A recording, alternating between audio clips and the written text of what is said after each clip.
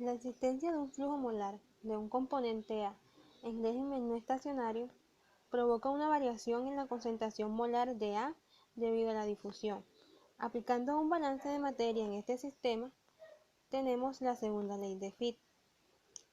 Vamos a aplicar el siguiente ejemplo en la segunda ley de Fick. Se desea realizar un proceso de endurecimiento superficial de un acero por segmentación o carburación para mejorar su dureza y resistencia al desgaste. Para ello se utiliza un horno con atmósfera que proporcionará una concentración de carbono en la superficie de la pieza de 1.2%, que se mantiene constante durante todo el proceso.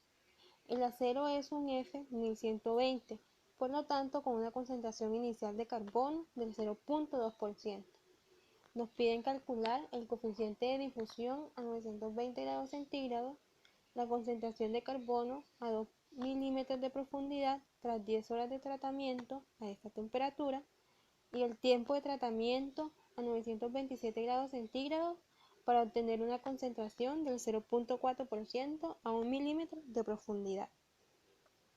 Nos proporcionan una serie de datos como el coeficiente de difusión, que sigue una ecuación del tipo de Arrhenius con un D sub 0 igual a 30.8 milímetros cuadrados por segundo y una energía de activación para la difusión de 125 kJ por mol. Y también nos proporciona la constante de los gases, que es igual a 8.314 Joule por mol Kelvin. Para hallar el coeficiente de difusión a 927 grados centígrados, debemos de saber que el coeficiente de difusión varía con la temperatura según la ley del tipo de Arrhenius.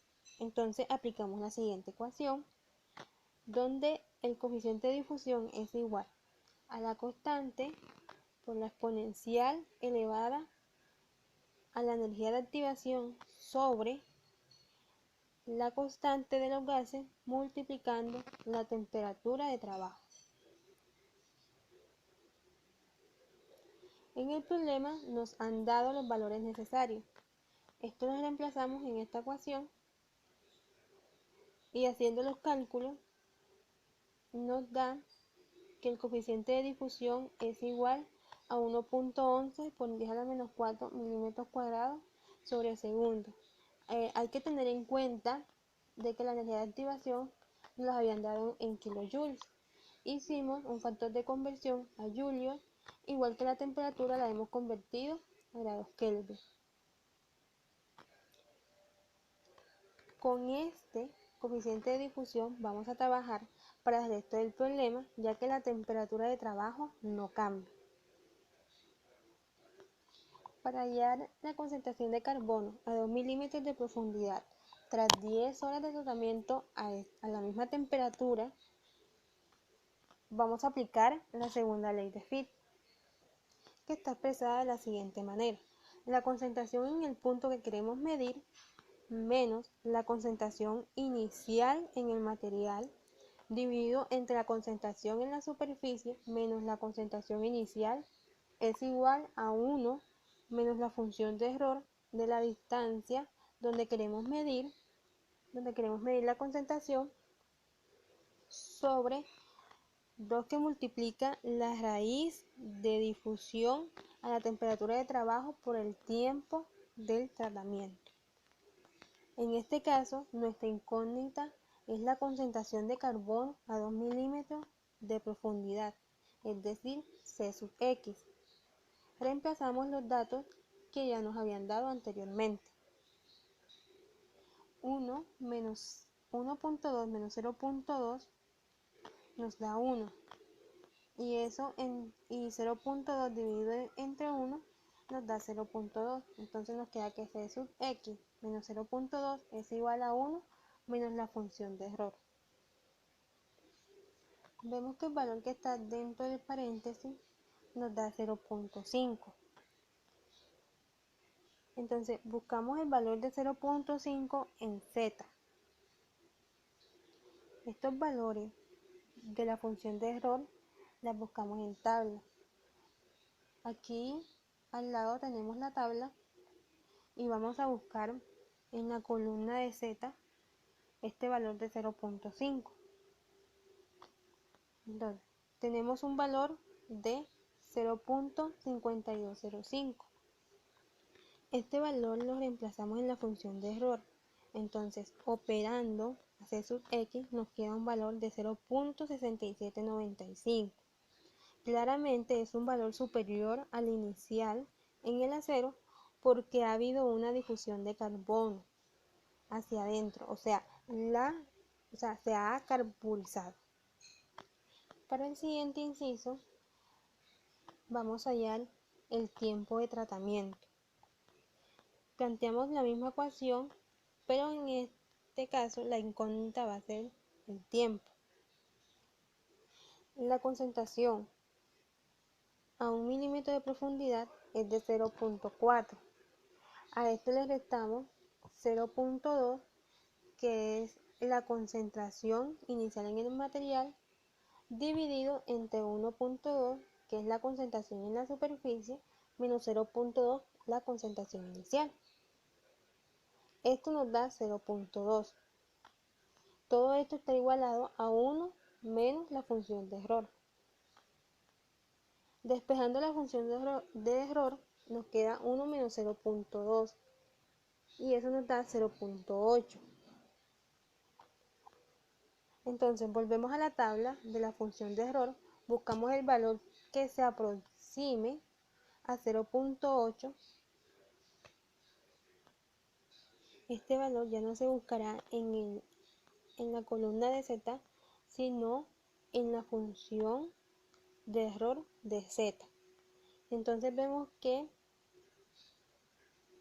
0.8 nos queda entre dos intervalos. Entonces, como queda en medio de dos valores, se hace una interpolarización para hallar un valor más ajustado. Después de interpolar, el valor de Z nos dio 0.9065. Teniendo este valor, aplicamos lo que está dentro del paréntesis, despejando el tiempo. Reemplazando los datos y haciendo los cálculos, obtenemos un tiempo necesario de 45.7 minutos. Este va a ser el tiempo necesario para obtener una concentración de 0.4% a 1 milímetro de profundidad. Como segundo ejemplo, tenemos que se difunde aluminio en cobre puro a 1000 grados centígrados durante 5 horas. ¿Cuál es la profundidad bajo la superficie a la que la concentración es 10 a la 17 atmósferas sobre centímetros cúbicos si la concentración en la superficie es de 10 a la 18 atmósferas por centímetro cúbico? Entonces nos dan los datos de energía de activación igual a 0.3 por 10 a la menos 18 joules sobre atmósfera, y un D sub 0 igual a 4 por 10 a la menos 5 metros cuadrados por segundo. Y también tenemos la tabla de la función de error con respecto a Z. Entonces, para este ejercicio se aplicará la segunda ley de Fick, dado que es un proceso no estacionario. Como solución a la segunda ley de Fick se obtiene la misma ecuación con la que hemos trabajado en el ejemplo anterior, tanto para el inciso A como para el inciso C. La concentración en la superficie es de 10 a la 18 atmósferas sobre centímetros cúbicos. En el punto X que se desea calcular, la concentración es de 10 a la 17 atmósferas por centímetros cúbicos y la concentración inicial de aluminio en el cobre puro es lógicamente 0. A partir de los datos anteriores se obtiene una función de error igual a 0.9. Estos valores vamos a buscar en la tabla el valor más aproximado a 0.9 y vemos que nos queda entre Z 1.1 y Z 1.2. Entonces vamos a hacer una interpolarización nuevamente y nos queda que Z es igual a 1.166. Teniendo este valor de Z, igualamos a lo que está dentro del paréntesis de nuestra función de error, quedándonos que x sobre 2 por la raíz de la difusividad por el tiempo es igual a 1.166. En esta ecuación desconocemos la difusividad. Para esto la debemos hallar, para poder hallar así el valor de x. Entonces nuestra difusividad va a ser igual a d sub 0 por la exponencial elevado a menos la energía de activación sobre R por T. Estos valores ya los tenemos anteriormente. R es la constante de los gases, T es la temperatura y la energía de activación que también nos las dieron. Reemplazamos todos los datos y tenemos una difusividad de 1.53 por 10 a la menos 12 metros cuadrados sobre segundo. Teniendo este valor, vamos a reemplazar este valor de difusividad en la ecuación que resolvimos anteriormente y despejamos el valor de x. Entonces x va a ser igual a 2 por la raíz de difusividad por el tiempo, que multiplica 1.166, que es z. Reemplazando los valores y haciendo los cálculos respectivos, tenemos un valor de x de 0.318 milímetros. Es decir, esta es la profundidad a la que la concentración es 10 a la 17 atmósferas por centímetro cúbico. Entonces, como conclusiones tenemos que la primera ley de Fick postula que el flujo va desde una región de alta concentración a las regiones de baja concentración con una magnitud que es proporcional al gradiente de concentración. Y la difusión de cada especie química se produce de forma independiente. Estas propiedades hacen que los sistemas de transporte de masas descritas por la segunda ley de Fick fácil para simular numéricamente. Y por último tenemos nuestra bibliografía aplicada para este seminario. Muchas gracias.